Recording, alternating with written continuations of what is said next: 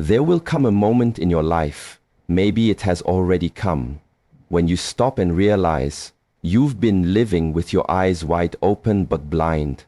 You've missed the truth, though it stood right in front of you. Not because it was hidden, but because you were never still enough to notice. Today, I won't teach you to look more.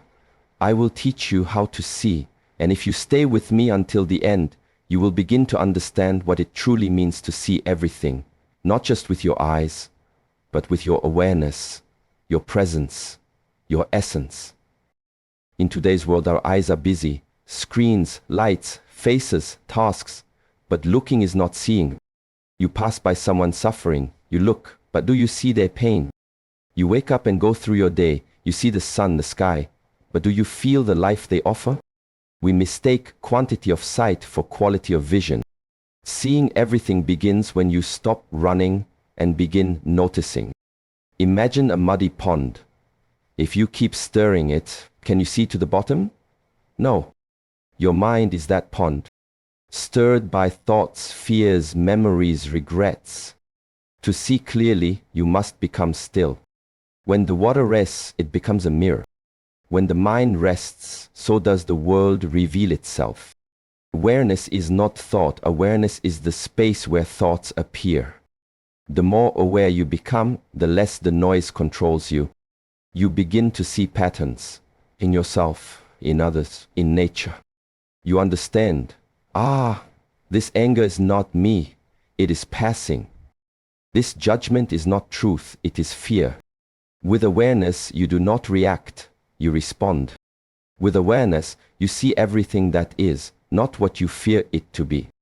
You will never see clearly if you are clouded inside. If your heart is filled with blame, you'll see enemies. If your mind is full of fear, the world will appear dangerous. So the journey is not outward, it is inward. To clean the lens through which you see the world. When you empty yourself of noise, the world becomes loud with truth. To see everything is not about gaining power, it's about surrendering control. You cannot make the wind blow, but you can see its path in the grass. You cannot force clarity, but you can prepare the space for it to arise. True vision flows from humility. You begin to witness, not judge. And in witnessing, without grasping, you begin to understand. The truth has never been hidden. The path was always there. But our desires, our fears, our judgments, they cloud the mirror. When those fall away, you will see everything. Not as a prophet, not as a magician, but as someone finally awake. We live in a world that emphasizes the external. We train the eyes to see faster, the brain to process more, and the body to keep up with an ever-moving environment. We equate seeing with understanding, visibility with knowledge. But this is one of the greatest illusions of modern living. Seeing is not understanding. Looking at something does not guarantee insight. To truly see, to perceive with clarity, to penetrate beneath the surface of things, requires more than functional eye. It requires stillness within. Clarity does not arise from constant movement. It does not emerge from overstimulation, nor from being surrounded by more information. Instead, clarity appears when the inner world quiets. Like a still lake that finally reflects the sky, the mind, when settled, reflects truth. But most people never wait long enough for the water to become still. They keep stirring it with worry, anxiety, ambition, and comparison. And so, their perception remains muddy, no matter how sharp their vision may be.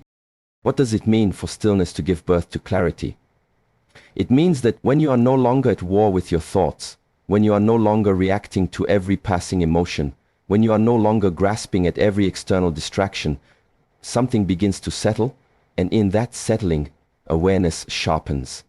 You begin to perceive things as they are, not as your ego, your fear, or your conditioning want them to be. A person in turmoil can look at the most beautiful sunrise and feel nothing.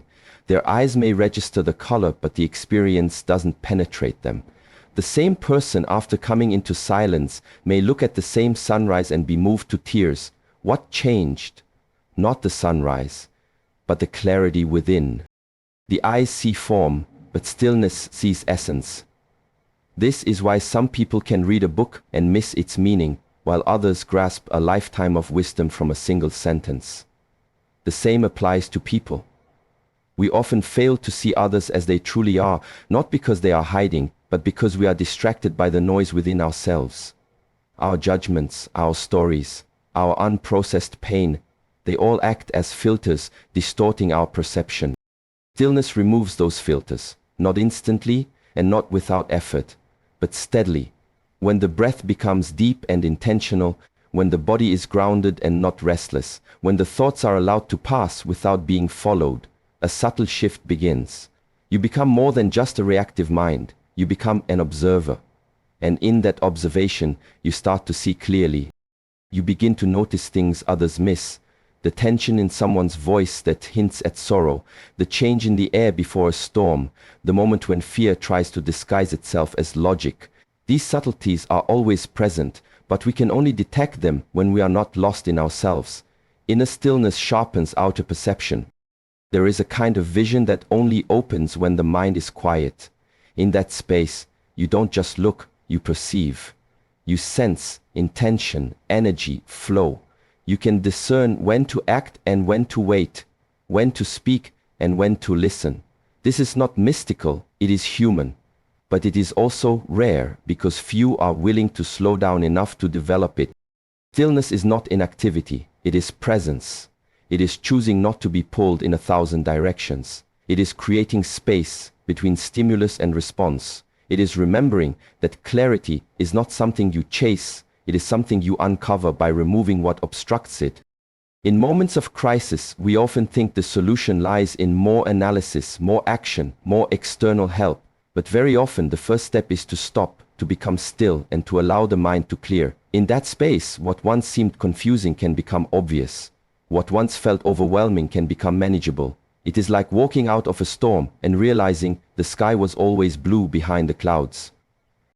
Stillness is not the absence of thought, but the ability to watch thought without becoming lost in it. You learn to observe your mind the way you'd observe a river. Let it flow, but do not jump in. Let it move, but remain grounded. From that groundedness, clarity arises. And in that clarity, your choices become wiser, your emotions become lighter, and your relationships become deeper. When you cultivate inner stillness, your vision becomes unclouded. You are not easily deceived by appearances. You don't rush to judge. You don't panic when things are uncertain. You remain anchored. And in that anchoring, you begin to see truth. Not the truth fed by headlines or narratives, but the quiet, ever-present truth of the moment. The irony is that we all seek clarity through external means. Better tools, better strategies, better systems. But the clearest perception often comes not from adding more, but from subtracting the unnecessary, from simplifying, from emptying, from becoming still. To truly see everything, begin not by widening your gaze, but by closing your eyes. Turn inward, breathe, become silent.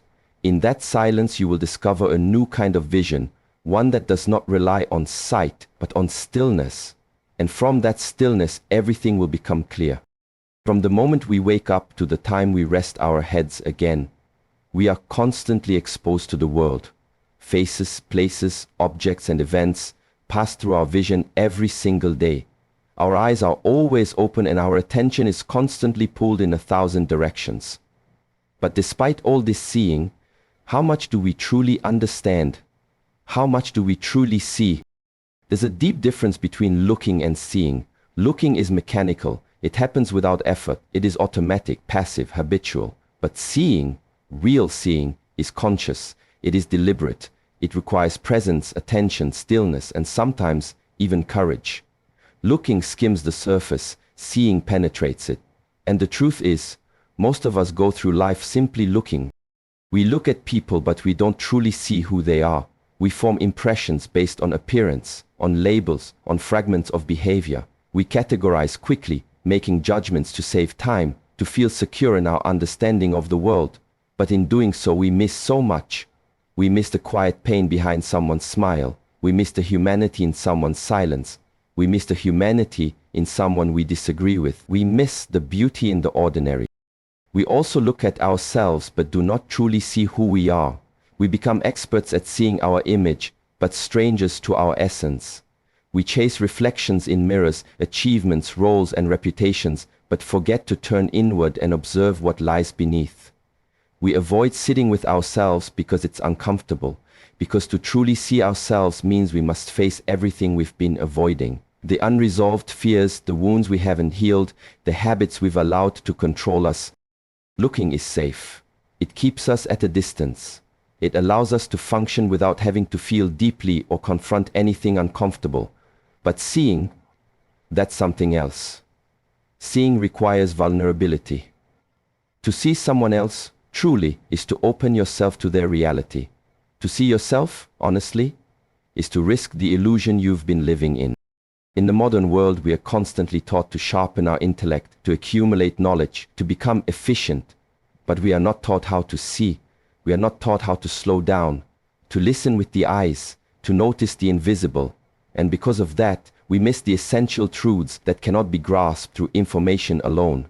We live in an age of overwhelming data, and yet we suffer from spiritual blindness. Real seeing happens when we stop relying solely on the eyes and begin to use the whole being, mind, body, and presence. Have you ever felt something in your chest when entering a room without knowing why? Have you ever sensed someone's pain without them saying a word? That is seeing. It's deeper than logic.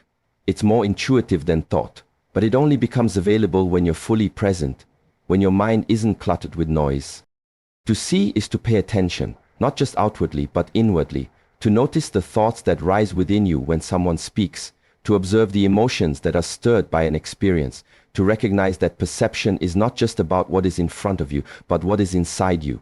Your ability to see clearly depends entirely on the clarity of your internal world. When people are filled with fear, they see threat everywhere. When they are consumed by desire, they see opportunity where there may be danger. When they are full of anger, they see enemies even in friends. This is why seeing is not simply about what's outside. It's about how your inner state distorts or reveals the truth of what's in front of you. The path to true vision begins with awareness. Noticing when you're simply looking versus when you're truly seeing. Noticing when your perception is colored by judgment, expectation, or fear. And then pausing, slowing down so you can go deeper, so you can see with your whole self, not just your eyes. Look at a tree. You might see wood, leaves, branches, and bark, but if you truly see, you'll notice its stillness, its rootedness, its quiet offering of life to the world. Look at a child. You might see energy and laughter, but if you truly see, you'll feel the wonder, the vulnerability, the purity of being not yet shaped by the world. Look at yourself, not in a mirror, but in a moment of silence. Do you see someone pretending, someone seeking, someone hiding, or someone quietly beginning to wake up? The truth is always present, but rarely visible to those who are only looking. To see it, you must become quiet, you must become attentive, you must be willing to open yourself to whatever is revealed, not just the beautiful, but also the broken, the forgotten, the uncomfortable. Because to truly see is to accept reality as it is, not how you wish it to be. And once you begin to see, truly see, you can no longer go back. Your relationships change, your decisions change, your way of walking through the world changes. You stop living at the surface and you start living in depth. Life becomes richer, even in silence, even in stillness, even in the most ordinary moments. So remember this, the world is not lacking in wonder, it is only waiting to be seen. The people around you are not hollow, they are full of invisible stories waiting for a conscious eye. You are not empty, you are simply waiting for yourself to notice who you've been all along. Most people look, but you, if you choose, can truly see.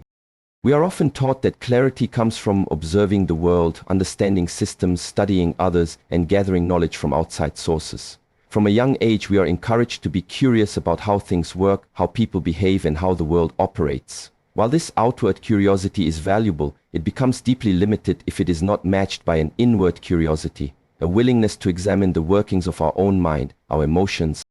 The outside world is vast, but so is your inner world. In fact, the lens through which you view the outside world is shaped entirely by what's happening within you. Two people can witness the same event and walk away with entirely different experiences. Why? Because what you see is not just about what's out there, it is filtered, colored, shaped, and sometimes distorted by what's going on in here. Until you truly observe yourself, your thoughts, your tendencies, your conditioning, you will continue to see a version of the world that is not accurate. You will confuse your projections for truth. You will mistake your emotional reactions for objective reality. You will think you are seeing clearly, but what you are really seeing is the reflection of your own inner state. The mind acts like a lens. If the lens is cloudy, even the brightest truth will appear dim. If the lens is cracked with resentment, fear, or ego, the world will appear broken and hostile. If the lens is smudged with distraction and desire, everything will seem confusing and chaotic.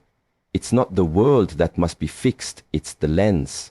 And that lens is shaped by the parts of yourself you have not yet observed. There is a reason why self-observation is emphasized in every true path of inner mastery. It is not for the sake of narcissism or self-indulgence. It is because to understand the nature of life, you must first understand the instrument through which you experience it, your own awareness. You are not a passive receiver of life, you are an interpreter, and your interpretation is influenced by everything you carry within you, your beliefs, your trauma, your attachments, your hopes, and your fears. If there is chaos within, you will find chaos outside. If you are constantly judging yourself, you will judge others. If you are driven by fear, the world will seem threatening. If you crave control, life will feel unstable. These inner experiences are not just personal. They spill over into every perception you have of reality. Until you begin to observe them with honesty and compassion, you will remain trapped in a partial vision, thinking you're seeing the world when really you are only seeing your own shadow cast upon it. Observation is not the same as judgment.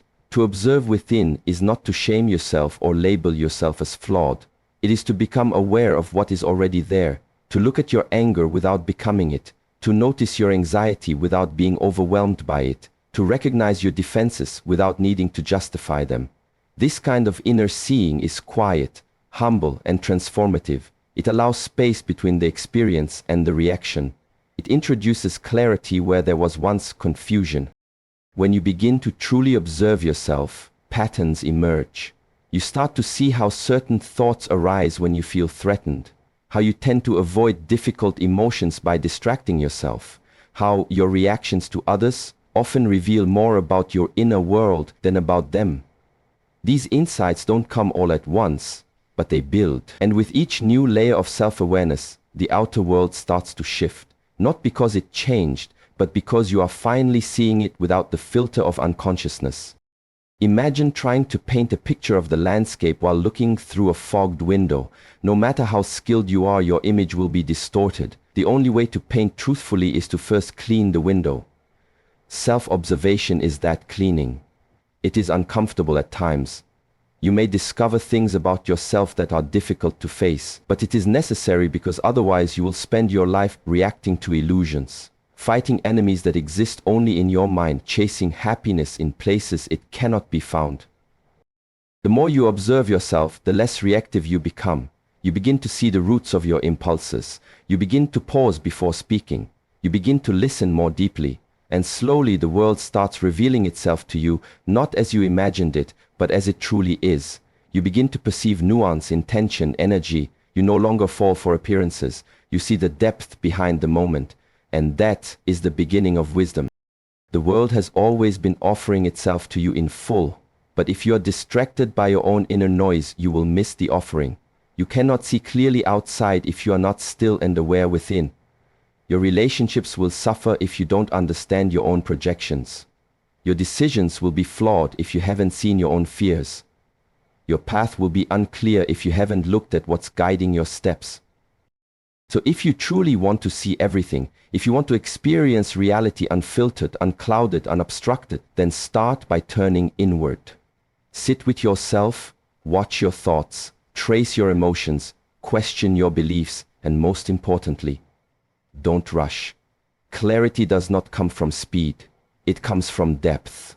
The deeper you go within, the clearer the world becomes. And when the inner world is in order, the outer world finally starts to make sense. There is a misunderstanding that has woven itself deeply into the way we approach life. It whispers that the more you know, the more you see. That insight comes from accumulating information. That understanding comes from filling your mind, expanding your opinions, gathering facts, storing lessons, mastering more. But this path, though tempting, often leads to confusion. It overwhelms rather than clarifies. It clouds rather than reveals. True seeing, clear, deep and unshakable, comes not from gaining more, but from letting go. Carrying less does not mean knowing nothing. It means releasing the unnecessary weight that blocks your perception. Letting go of the mental clutter, emotional baggage, and assumptions that you drag from one moment to the next. Most people are not lacking in knowledge, they are buried under it. They do not suffer from a lack of experience, they are chained by the unresolved remnants of it. To see the world clearly, you must lighten yourself. When your mind is crowded, your vision is blurred. The thoughts pile up, one over the other, until you are no longer present with what is. You look at a person, but see a story you've invented. You enter a new experience, but carry the judgment of the last one. You face a challenge, but already assume the outcome. This weight you carry, your conclusions, your identities, your unprocessed emotions, does not help you see more. It makes everything look the same. The mind wants to collect, it wants to define, label, organize and protect. It tries to keep a record of everything it has seen, everything it has learned, in an effort to stay safe and in control. But life cannot be fully lived through control, it must be met with openness. When you release the grip on what you think you know, your senses sharpen, the world becomes alive again, you hear things you used to ignore, you notice details that were once hidden, the ordinary becomes extraordinary, not because it changed, but because the burden of preconception has been lifted. The same is true in relationships.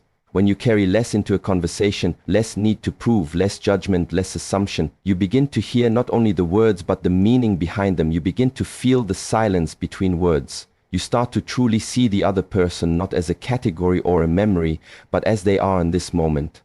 That kind of seeing requires emptiness. It requires space inside you. And that space only appears when you are no longer full of yourself. Carrying less also means releasing identities. So often, we are busy maintaining the idea of who we think we are, the image we have constructed, the name we protect, the story we tell ourselves about our past and future. This identity becomes heavy. It dictates what we notice, what we ignore, what we resist, and what we cling to. It colors every experience. To see clearly, you must stop seeing everything through the lens of who you are trying to be. Drop the performance. Let go of the roles. Return to stillness and allow life to show itself without needing to fit your idea of it. Letting go is not about becoming passive or careless. It is about trust. Trusting that you do not need to hold on so tightly. Trusting that insight does not arise from pressure, but from space. A tree does not force itself to grow. The sky does not fight to stay clear. You do not need to struggle to see, only to become quiet enough to notice what is already present. Some of the greatest insights you will ever have will not come when you are busy solving problems. They will come when you are still, when your hands are open, not grasping, when your mind is empty, not spinning, when your heart is soft, not armored. And in that space, what was once invisible becomes visible. To carry less is to let each moment be new, to allow each person, each place, each breath to be met without the past pressing against it. It is to no longer walk through life carrying yesterday on your back. You begin to live lighter, not because life becomes easier, but because your resistance to it lessens. This is the paradox. You become capable of seeing more when you stop trying to control what you see. You become wiser not by collecting more thoughts, but by watching them pass without clinging. You become present not by chasing the moment, but by releasing the need to shape it. The less you carry, the more you can hold. Life is not asking you to accumulate endlessly, it is asking you to pay attention. And attention, true attention, requires space. It requires silence. It requires that you stop trying to add more and instead begin to subtract. Subtract distraction, subtract fear, subtract noise. What remains is clarity. And with clarity you don't need to know everything, you simply see everything. So learn to put things down. Not because they are bad, but because they are no longer needed. Let go of needing to be right. Let go of needing to always understand. Let go of needing to know what happens next. Walk lighter. breathe slower, see deeper, and from that place of inner spaciousness, you will discover a truth the world has been quietly offering you all along. You will see everything, not because you chased it, but because you finally stood still and made room for it. Human beings have always had a deep desire to control. We want to predict, manage, fix, and shape everything around us. We often believe that if we can just control enough variables, life will finally become peaceful. That if we can just get others to behave a certain way, if we can get outcomes to align with our expectations, then we will finally feel safe and fulfilled. But this belief is flawed. The world was not designed to bend to our will. It is not chaos waiting to be tamed. It is a living, breathing system, constantly moving, evolving and pulsing with a rhythm far greater than our personal preferences. The mistake begins when we confuse seeing with owning. We assume that if we see a situation clearly, we must be able to manage it, solve it, dominate it. But true vision isn't about exerting power over life. It's about stepping into alignment with it. To see everything means to recognize the vastness of what surrounds you, and at the same time, the small but sacred place you occupy within it. Control is heavy. It creates tension in the body, anxiety in the mind, and restlessness in the spirit. When you try to control the uncontrollable, you exhaust yourself. You begin to struggle not with life, but with your idea of how life should be. You start reacting not to what is in front of you, but to the resistance you feel inside. And in that resistance, clarity disappears. You no longer see clearly. You see through the lens of fear, of frustration, of unmet expectation. But when you step back, when you soften your grip and stop trying to make life behave, a deeper understanding begins to unfold. You start to see the patterns that were invisible before. You begin to notice that things move according to laws much older than your desires. Seasons change, not because we want them to, but because they must. People grow or stay stuck, not because we command them to, but because of their own readiness. Outcomes reveal themselves in time, not on demand. This understanding is not passive. It is not giving up. It is maturity. It is the wisdom of knowing that the river does not need your permission to flow. It only asks that you stop standing in its way. Your place is not to push the river, but to learn how to move with it, to observe its depth, its current, its direction, and to place yourself in harmony with it. When you understand your place within life, you begin to live with more humility, not weakness, but quiet strength. You don't need to be the center of everything. You don't need to control every detail. You start to realize that even the smallest actions, if done in harmony, can influence the whole. You begin to participate in life rather than trying to dominate it. This shift in perspective also transforms how you relate to others. When you no longer see yourself as responsible for managing people or fixing them, you can truly listen. You can meet them where they are rather than where you want them to be.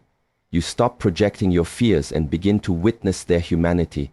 You begin to serve rather than impose. You support rather than direct. And in doing so, your presence becomes healing, not because you offer solutions, but because you offer space. Your place in the whole is not defined by status or size. It is defined by awareness. A single candle does not light the sky, but in a dark room it can reveal everything. You do not need to be everywhere, do everything, or know it all. You simply need to be fully where you are, doing what you are meant to do, with attention and sincerity. That is enough. That is your part in the design. Ironically, the moment you stop trying to control life is the moment you begin to influence it in a powerful way. Your calm becomes contagious. Your clarity creates direction. Your presence becomes an anchor. Why? Because you are no longer creating resistance, you are creating resonance. You are no longer trying to outshine the world, you are allowing yourself to reflect it. And that reflection reveals more than force ever could. Seeing your place within the whole also brings peace, not because everything becomes perfect, but because you stop expecting it to be. You stop needing every moment to go your way. You stop being at war with reality. Instead, you begin to walk with life, moment by moment, learning from it, flowing with it, contributing to it without attachment. This is not weakness. This is the essence of inner strength. And with this, something even deeper begins to happen. Gratitude. You begin to feel awe, not because life is easy, but because you finally understand its rhythm. You begin to see beauty in the ordinary. You begin to feel reverence for the smallest details.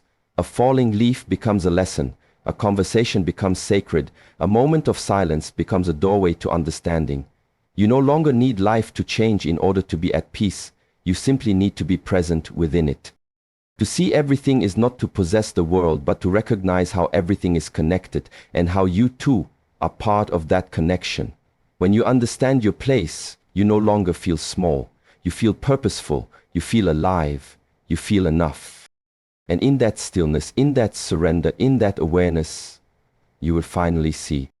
There is a difference between having eyes that look and a mind that sees. Most people move through life with open eyes, yet they remain blind to the deeper reality unfolding around and within them.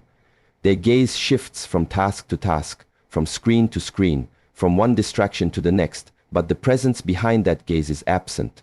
Awareness has not been invited, and without awareness, even the most vivid experiences will pass unnoticed, like whispers lost in a storm.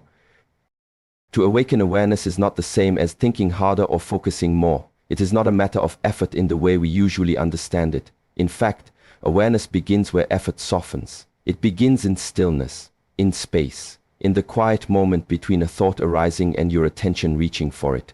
It is subtle, it is intimate, it does not shout, and yet, when it is present, your entire reality changes. Awareness is what allows you to actually see rather than merely look. It is what turns a routine into a ritual, a breath into a miracle, a conversation into a transmission. When awareness is awake, you are no longer lost in the surface layer of things. You are not just watching events unfold. You are sensing the meaning behind them, the energy beneath them. You are no longer imprisoned by the noise of the outer world because you are rooted in the clarity of the inner one. Many believe they are aware simply because they are awake, but these are not the same. Wakefulness is a physical state. Awareness is a spiritual one. One can go through an entire day meeting people, making decisions, completing tasks, and still remain unaware of their own motivations, their habitual reactions, their emotional responses, the quiet messages the moment is offering. This is a form of sleepwalking, and it is very common. But when awareness begins to awaken, everything changes. Even if nothing outside you changes, suddenly you notice your breath. Not because you read about breathwork, but because you are present enough to feel it. You begin to hear the space between words. You begin to sense the mood in a room before anyone speaks. You notice how a single thought changes your entire body. You see how your past tries to shape your reactions in real time. And in that seeing, a new freedom arises. Awareness is not about adding more. It is about becoming more sensitive. It is about refining your perception to such a degree that even the smallest moments become instructive. The way someone looks at you, the tension in your hands, the way your energy shifts when you speak your truth versus when you hide it. These are not grand revelations, they are ordinary miracles, only visible to those who are truly awake. And what does it mean to be truly awake? It means to be here, now, fully, not just physically but energetically, not just intellectually but openly. You are no longer watching life from the outside or reacting blindly from within. You are participating in it with full awareness, allowing it to teach you, to move you, to reveal itself to you, not as something to conquer, but as something to understand. This awareness does not come from reading or memorizing. It comes from observing, from being silent long enough to hear the signal within the noise. It requires courage to look without flinching, to feel without escaping, to witness your thoughts, not just think them, to sense your emotions, not just suppress or indulge them. And above all, it requires consistency, because awareness is not a destination, it is a practice, a way of walking, seeing, and being. With awakened awareness, your vision expands, not outward, but inward. You start to realize that the outer world is constantly mirroring the inner one, that the conflict you see out there often reflects the unrest within, that the peace you crave must first exist inside you, that life is always speaking to you, guiding you, but you cannot hear it if your awareness is asleep.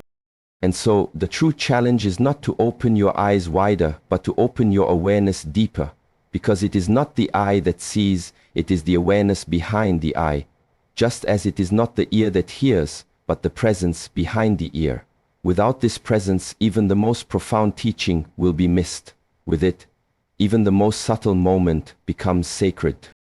This is why people can travel the world and still feel lost, why they can achieve success yet remain empty, why they can be surrounded by beauty and still feel numb.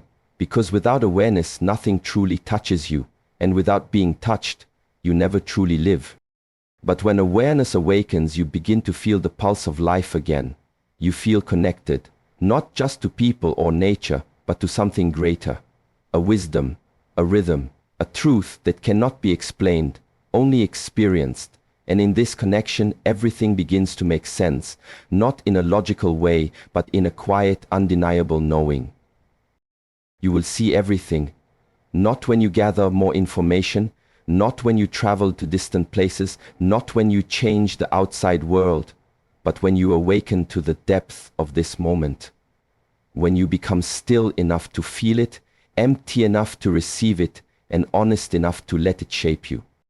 When your awareness is awake, your eyes don't just open to the world, they open to the truth behind it. And in that moment, everything is revealed, not because it was hidden, but because you were finally ready to see. The eyes are useless when the mind is blind. The world has always been speaking to you, through signs, through silence, through synchronicity. But until now, maybe you weren't listening. Be still, be empty, be aware, and you will see everything.